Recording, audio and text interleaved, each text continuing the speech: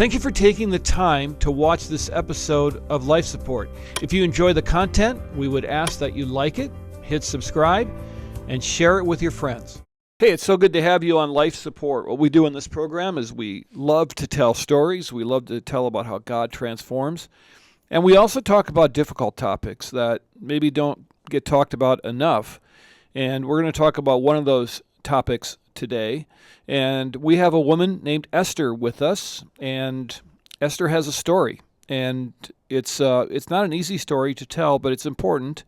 And I hope that you're encouraged by it today, and I hope that you see how God works in the lives of those who love him. And so thank you for dropping by. I appreciate it very much. So you do have quite a story, and maybe just give us a quick background of kind of what led you up to really an experience with God back a few years ago and how your life began to change. Yeah, so I was about 20, probably close to about 25 years into my marriage. It had been difficult. I had been to therapy for a number of years, and I could not figure out how to fix myself in order to have the marriage run smoothly. Seemed no matter what I did, I caused frustration and anger in my husband. And I came into the marriage with a lot of shame. My mother was very shame-based, and so it never occurred to me that it was anyone's fault but my own. And I was in yet another round of trying to figure out what I could do, and I just finally fell on my face before the Lord and told him, I can't fix this. You're going to have to fix it for me. And I felt in that moment that he did enter in a way that I had not. I would have said I was a Christian since I was 12 years old. He entered in a way I had not experienced him before. Mm-hmm. And that was kind of the beginning of my real journey in life.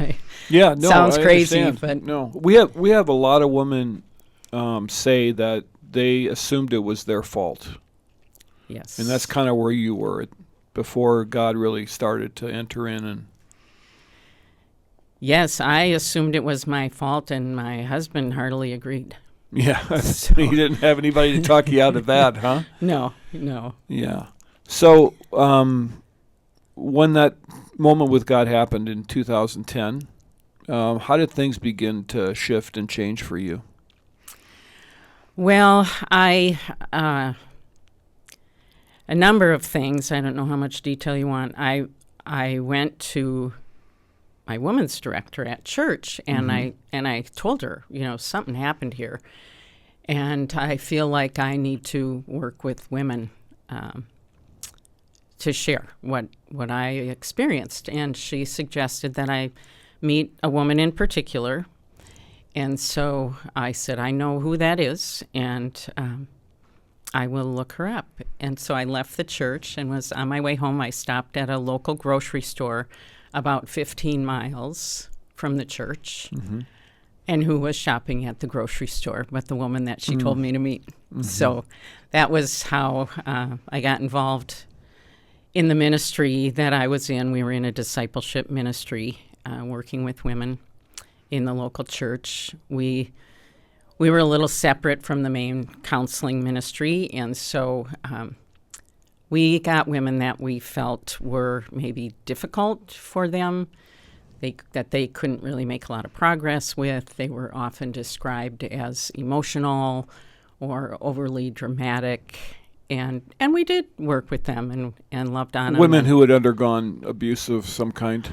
Well, that was not openly discussed. I see. Okay. I, at that point, had no idea what was going on in my own marriage. Okay. No idea. Gotcha. And so we were just working with these women, and there was one incident in particular that was very serious.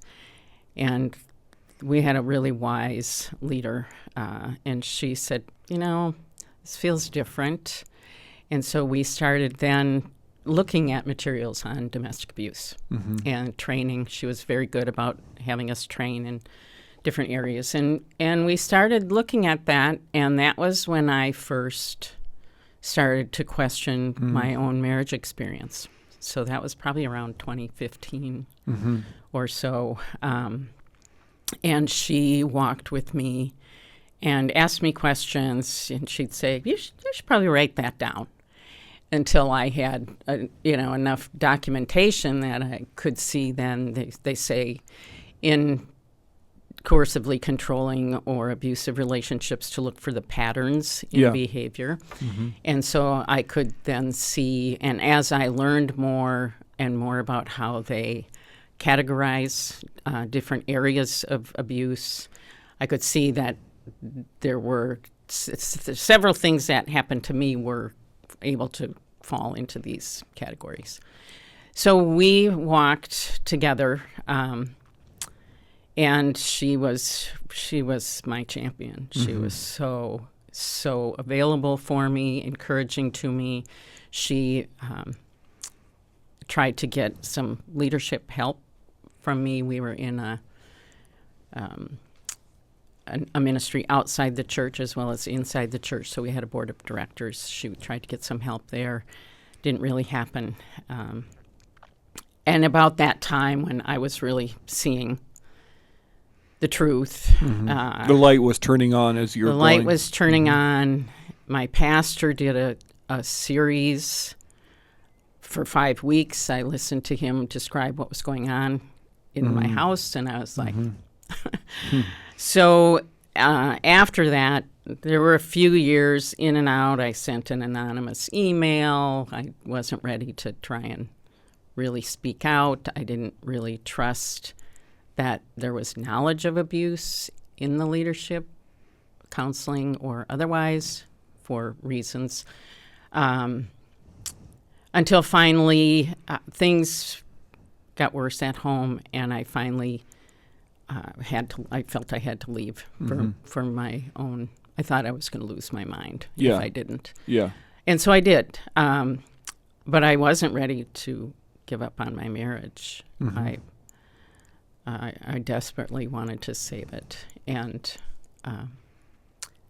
so I hung in there. I talked to my church leadership, and they said they were going to get me some help, but there wasn't enough knowledge. They just didn't understand the depth of what you were experiencing or have the expertise to walk you through it. They didn't have the expertise. And then after a short bit, I realized that they probably really didn't want that badly to understand. I think there's a difference between seeking the truth and seeking to exonerate. Yeah. And I think they did enough that they felt they could exonerate.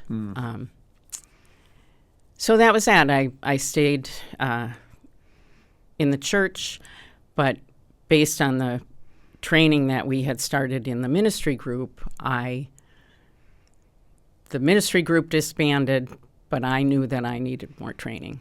And so I kept on training, and I ended up, the Lord really directed my steps through all of it. But I ended up in advocacy training with Call to Peace Ministries. Yeah. And that was really the beginning of a new piece of my journey. I had left the home, was still trying to work on the marriage, was trying to figure out what my next steps were. Right. As I was sitting in my... rental townhome. Did you feel, at this point, did you feel completely alone?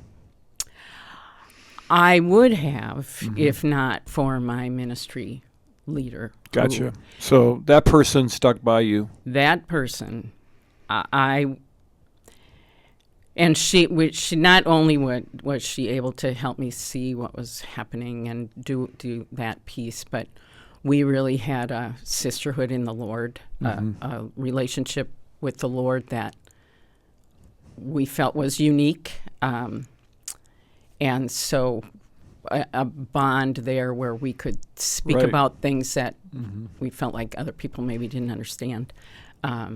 And so she was there. Outside of that, I have to say I was extremely blessed, because when I left my home, had a bad experience. I was shaking. I knew I had to leave. I'd been preparing in case, but I had a friend who said, "You can come." And so at that moment after that experience, I called and I said, "Can I still come?" And she said yes, and I said, "I'll be there in about 3 hours." So Good. Yeah. I took what I had collected and a few more things, and I went. And so I spent 3 months there right when COVID started. Oh, yeah. So she was grateful because she had lots of people, but she couldn't see her grandchildren and stuff because of COVID. And so she felt alone. And so it worked out really. So God kind of matched you up during God COVID. very much matched us up. And so she was pivotal in my getting out as well as. Did you feel like the church just kind of chose not to believe you because of their perceptions of who he was or who you were, or what do you think the dynamic was that was going on there? I think when my pastor passed me and he said, "We're going to get you some help," Yeah. I believe he meant it. Mm-hmm. And then they turned us over to the elders. So there were 3 that were assigned to us. And I think they really didn't understand. They didn't want to hear from me, like, ways that they could do better. Right. Because, to be honest, I think there was a level of, whatever, preconceived notions about women. And quite honestly, I went to meet with them by myself. I thought I was healed enough at that point to maintain, and I took one look at the 3 of them lined up and started crying, and I said, "Can you tell me why I'm here? Yeah. Are you going to tell me? Are you going to decide whether or not I can separate from my husband, or Right. Well, that's a very intimidating situation. I mean, for anybody in any situation to have a woman alone with 3 men with power in the church, and that's intimidating no matter what situation you're in. It was very intimidating, much more so than I ever imagined possible. And the one knew my husband, like, had been in a Bible study or a study group with him for a year. So right there, it was like, because these men groom everyone around them to think they're Wonderful. Charming and great and godly and all the things. And so that was very difficult as well. And I think one of the things that I think for women in the church, women want so badly for their church to be the place. It's just like so badly. And so you go and you think it's confidential. And in these circumstances, they said this is confidential. And in these circumstances, confidentiality can be a matter of life and death. Yep. And so, but I think oftentimes there's a lack of confidentiality under the guise of, well, we need to say something in order to hold accountable, or to find the truth, or there's no, licensed, like a therapist or somebody who can be censured or lose their, if they break confidentiality. So immediately, I assume immediately, but so that was one day, 3 days later, one of those 3 elders was having lunch with my husband. And I know talked I about know the from whole what thing. he told me, they told him everything I said. And they never came back and told me. I heard one sentence. He said he was unkind. What more do you want? Mm-hmm. That was all I heard throughout the entire process, which was far too short because it takes a long time for a trained person sometimes to weed through the mask and all the stuff. And for an untrained person, there was no way that the truth could be. Right. Especially when they had preconceived ideas. Yeah. And weren't really looking, I guess. Yeah. And so during this period of time, how did your feelings for the church in general start to change and shift? I mean, not just for maybe that one particular church, but your view of the body of Christ and people. Was it difficult to work through what you were expecting up and against what you were really experiencing? You know, the Lord, but God, right? I loved that church, and I desperately wanted to help women at that church. And so I stayed there, and the Lord gave me, I told a pastor that I spoke, I said, I feel like he's just put a titanium rod in my back and a kick me sign.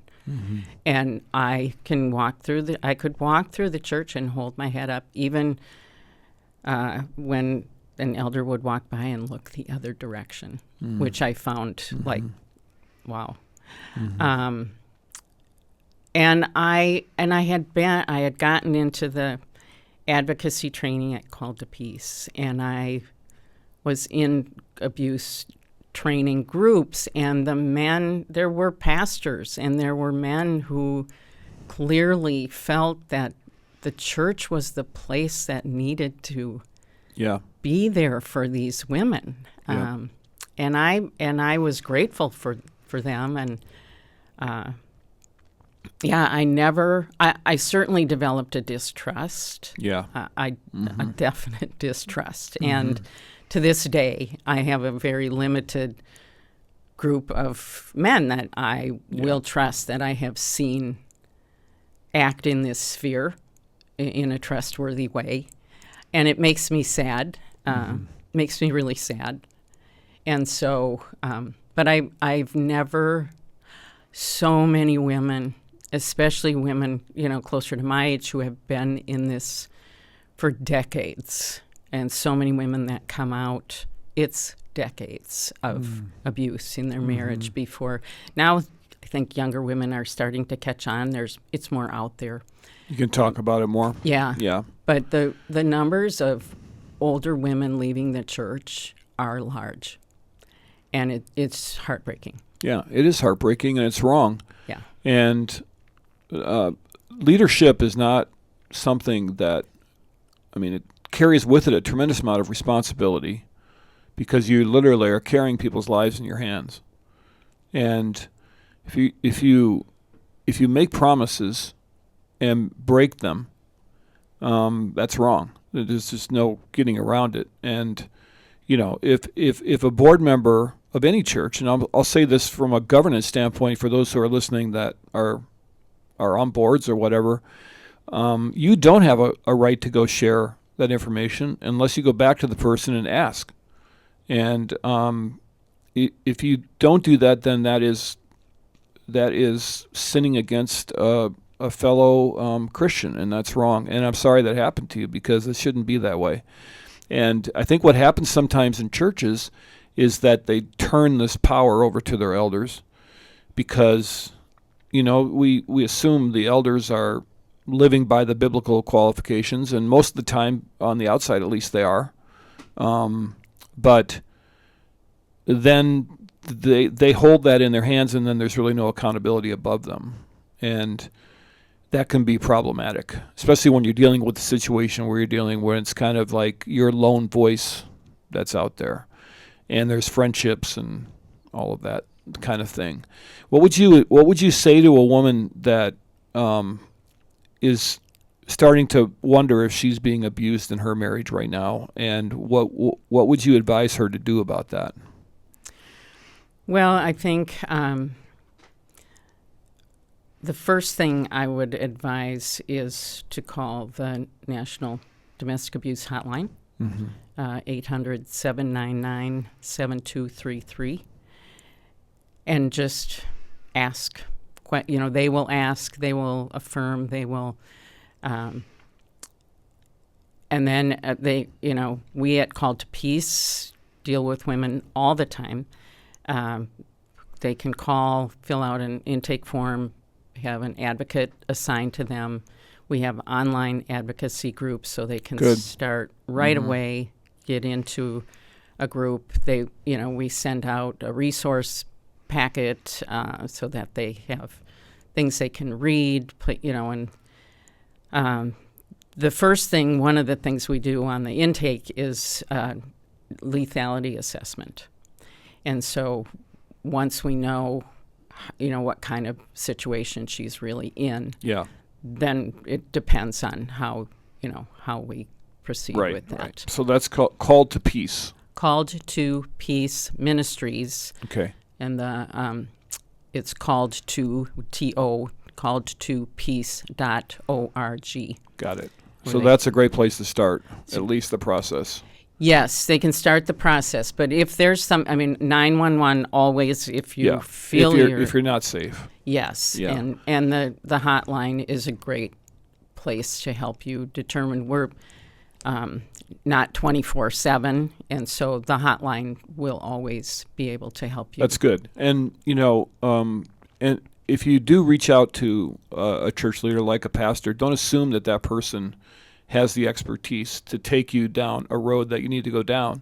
I mean, if you were to approach someone and you feel like they didn't really know what to do, then just go take matters into your own hands and call those numbers. I would almost every pastor in America would get mad at me for saying this. I don't think I would bring this to a pastor necessarily. I think I would go right to an expert like what you're saying, because pastors don't really know what to do in some instances, for sure.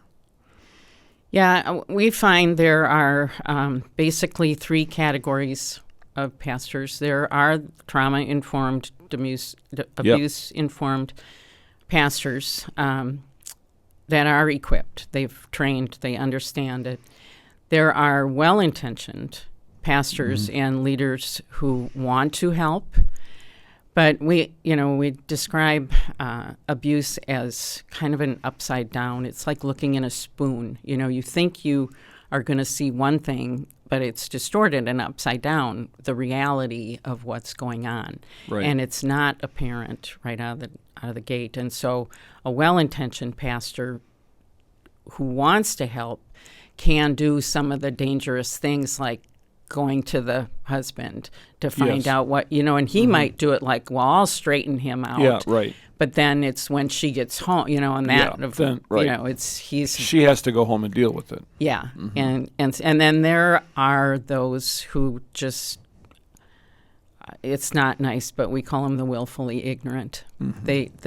You can't convince them that they have something to learn, and so they just don't deal with it. That's too bad. Yeah. That's too bad. But you've given us two good resources to reach out, and we want women to be empowered to be able to do that. And I'm very sorry that you had to experience what you did, but you're using it for good now. You're helping other women, and that's wonderful that you're willing to do that. Yeah, I appreciate that. As far as reaching out to a church, it is another thing we do at Call to Peace. And so I would recommend, we have a church partners group. Okay. And they will meet with a woman. If she can fill out an intake, a victim consultation, we call it. And so we will meet with her, determine, what her needs are. Then we kind of do an assessment on whether it's worth going to the church. Yes. And so we will walk that process with her. That's good, because it can be scary. Yeah, It's very scary. Esther, thank you for being vulnerable. Thank you for being honest. And if you're a woman listening right now and you're wondering, take some of the steps that she's advised you to, and you don't, God doesn't want you to live where you're not thriving. He doesn't want you to be unsafe. He loves you, and you're made in His image. And so no woman should have to endure that. So thank you, Esther. Appreciate it very much. Absolutely. Thanks for listening. You bet. And thank you for listening to Life Support.